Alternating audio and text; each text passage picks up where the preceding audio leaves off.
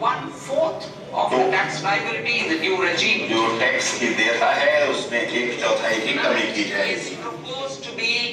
और मैं यह प्रस्ताव करती हूँ कि एक क्रेडिट की व्यवस्था 1 अप्रैल 2026 से क्रेडिट को आगे नहीं ले जाए होगी और इस समय यह 15% है, इसको 14% किया जाता है।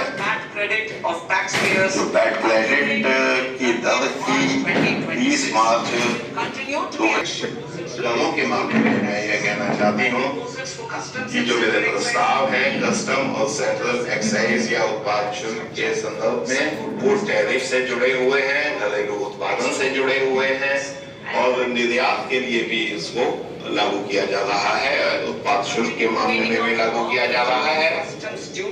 और लंबे समय से कस्टम ड्यूटी में उत्पाद शुल्क में हम कमी ला रहे हैं और इसमें कुछ वस्तुओं को छूट दी गई है जो भारत में के मार्गदर्शन में देश की वित्त मंत्री निर्मला सीतारमण जी ने लगातार 9वां बजट पेश किया है। एक महिला वित्त मंत्री होने के नाते ये एक ऐतिहासिक बजट है जो लगातार 9वां बजट निर्मला सीतारमण जी ने पेश किया है। इस बजट में विशेषकर गरीब, किसान, युवा, महिला, मध्यम वर्ग सभी को साथ लेकर स्पष्ट चलने की सोच है ये बजट। इस बजट में जहां आर्थिक विकास और रोजगार को विशेषकर जोर दिया गया है, विकास की दर को मजबूती देने के लिए, निवेश में बढ़ाने को पर जोर देने के लिए जहां 14 क्षेत्रों में उत्पादकता से जुड़ी हुई चीजों को प्रोत्साहन देने के लिए 60 लाख नए रोजगार बढ़ाने पर इस बजट में जोर दिया गया है। इस देश का एक बड़ा युवा वर्ग है जो एमएसएमई, जो लघु और सूक्ष्म उद्योगों में काम करता है और लघु और सूक्ष्म उद्योग एमएसएमई के क्षेत्र को बढ़ावा देने के लिए 10,000 करोड़ रुपए का ग्रोथ फंड इकट्ठा करने का इस बजट में प्रावधान किया गया, जो रोजगार के अवसर भी बढ़ाएगा और 60 लाख नए रोजगार जो अलग से देने की व्यवस्था, जो एमएसएमई के क्षेत्र से अलग है, उसकी अलग व्यवस्था की गई है। देश के अंदर जो एयर कनेक्टिविटी है, जो रेल कनेक्टिविटी है, उनको बढ़ावा देने का तो काम हुआ ही है। साथ ही साथ 7 हाई स्पीड रेलवे कॉरिडोर बनाने का ऐलान पहली बार देश के अंदर हुआ है, जो दुनिया में के विकसित राष्ट्रों की कतार में भारत को खड़ा करने का काम करेगा।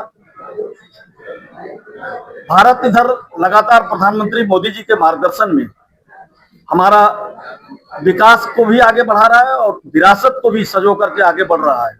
पहली बार हो रहा है कि धार्मिक आस्था के केंद्रों को मजबूत करने का काम जो कभी रानी अहिल्याबाई होलकर जी ने और राजा रणजीत सिंह जी ने किया था, उस विरासत को सजोने का काम प्रधानमंत्री मोदी जी के मार्गदर्शन में हो रहा है। और इस बार के बजट में मंदिरों वाले शहरों में, जितने भी देश के अंदर मंदिर वाले शहर हैं, उसके लिए 5,000 करोड़ रुपए का आवंटन किया गया है ताकि हमारे विरासत को सजोने का काम हो सके। ये जहां इस बजट में यूनिवर्सिटीज, नए यूनिवर्सिटीज, मेडिकल हब या अलग अलग क्षेत्रों में काम हुआ है, वहीं पर पर्यटन को हब बनाने के लिए या 3 नए आयुर्वेदिक एम्स बनाने की घोषणा भी इस बजट के माध्यम से हुई है।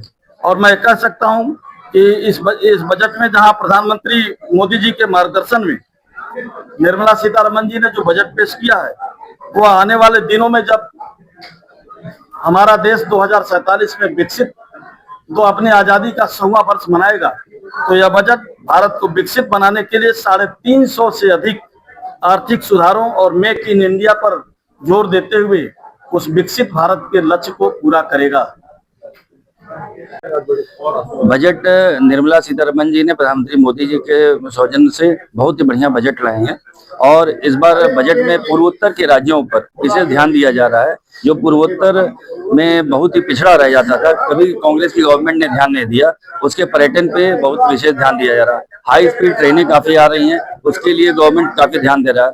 एजुकेशनल हब पूरे भारत में बनाए जा रहे हैं और टेक्सटाइल पार्क के लिए स्पेशली निर्मला सीतारमण जी ने बहुत बड़ा ध्यान दिया। व्यापार प्रकोष्ठ से हमें और व्यापारियों के लिए जो सबसे बड़ा प्रावधान आया है कि व्यापारियों को टैक्स चोरी में सजा हो जाती थी, अब वो सजा का प्रावधान इनकम टैक्स से हटा दिया गया है। व्यापारियों के लिए सबसे बड़ा है कि उनके जो भी इस तरह के टैक्स स्लैब या ऐसा कोई दिक्कत आता है तो वो 30% जमा करके अपने पैसे को एक नंबर में कर सकते हैं। ये बहुत ही बढ़िया निर्मला सीतारमण जी ने व्यापारियों के लिए लाया है। सौरभ कुमार सिंह, व्यापार प्रकोष्ठ, महानगर संयोजक, भारतीय जनता पार्टी, गोरखपुर। आज का बजट लगभग हर वर्ग के लिए, हर गरीबों के लिए है। इससे देश में रहने वाले सबको कहीं न कहीं से लाभ है। इससे बढ़िया बजट हो ही नहीं सकता है। मोदी जी के नेतृत्व में जो बजट पेश हुआ बहुत बढ़िया है। ये सभी लोग लगभग लाभान्वित हैं, सभी लोग प्रसन्न हैं। मेरा नाम अनुराग मजवार है, प्रदेश उपाध्यक्ष, भारतीय जनता पार्टी।